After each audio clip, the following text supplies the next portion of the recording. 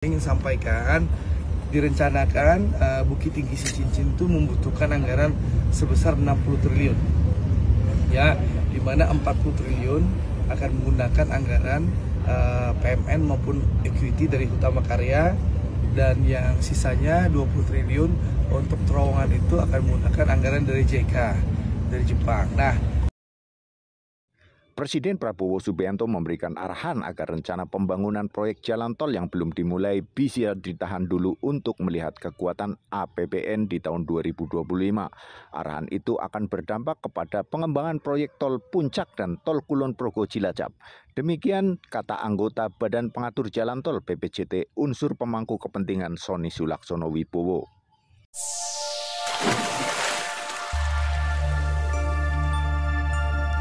Hai YouTuber, salam jumpa kembali dengan channel Branding IT. Videonya isinya daging semua bro. Sumatera Barat dan Riau kini di tahun 2025 dan nantinya di 2026 banjir proyek PSN setelah 10 tahun sebelumnya mendapatkan perhatian infrastruktur di masa pemerintahan Presiden Jokowi. Proyek berstatus PSN tersebut terbagi dalam 4 sektor, meliputi jalan tol, kawasan industri, energi, dan program PSN. Sementara itu sejak 2017, wilayah Jawa Barat dan Jawa Tengah bagian selatan hingga tahun 2025 ini nampaknya harus menelan pin pahit tentang gagalnya beberapa PSN infrastruktur. Sumatera Barat dan Riau panen proyek, Jawa Barat Jateng Selatan mewek termehek-mehek. Di tahun 2025, Sumatera Barat dapat jatah 5 proyek raksasa dari Prabowo, yaitu jalan tol, flyover, PLTS Terapung, Stadion GHAS, dan terowongan termegah di Asia Tenggara. Demikian juga Riau atau yang menuju Sumbar dan menuju Riau.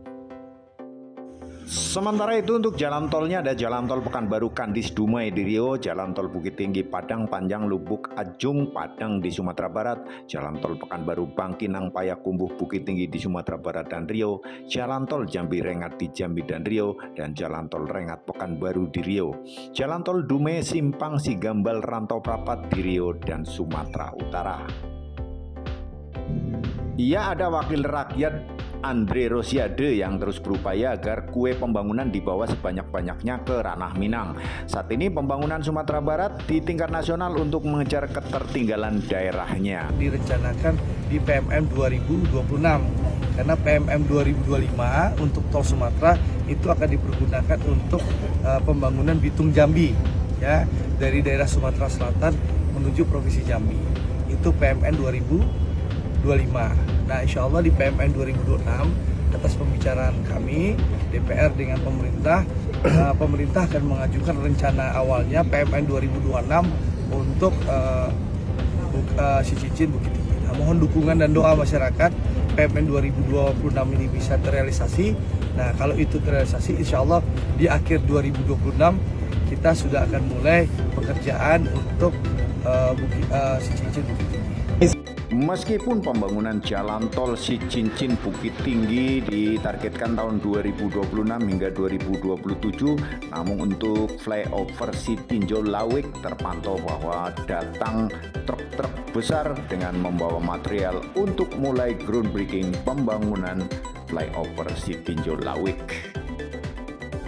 Sementara itu untuk proyek di Jawa Barat bagian selatan hingga tembus Jawa Tengah, khususnya jalan tol yang berada di Pansela atau dekat pantai selatan, nyaris semuanya mirip prank.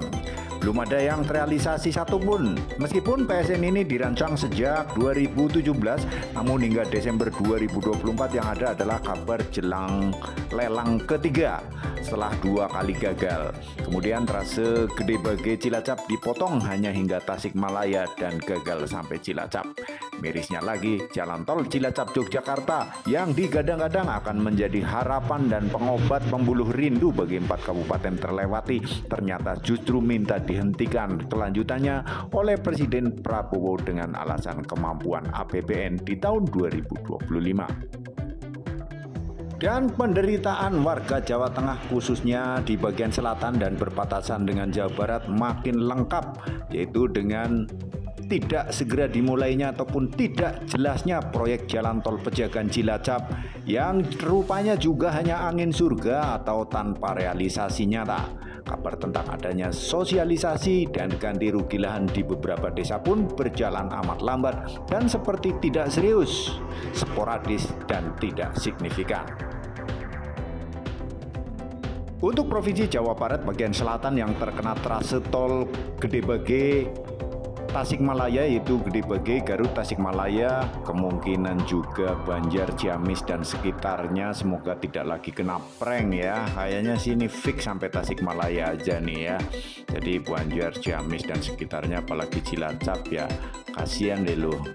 Sementara Kabupaten Cilacap, Banyumas, Kebumen, dan Purworejo nampaknya daerah Anda dianggap tidak penting atau mungkin dinilai miskin sehingga tidak layak atau tidak visible bahasa kerennya ya, atau tidak berpotensi cepat balik modal jika proyek ditempatkan di daerah sini.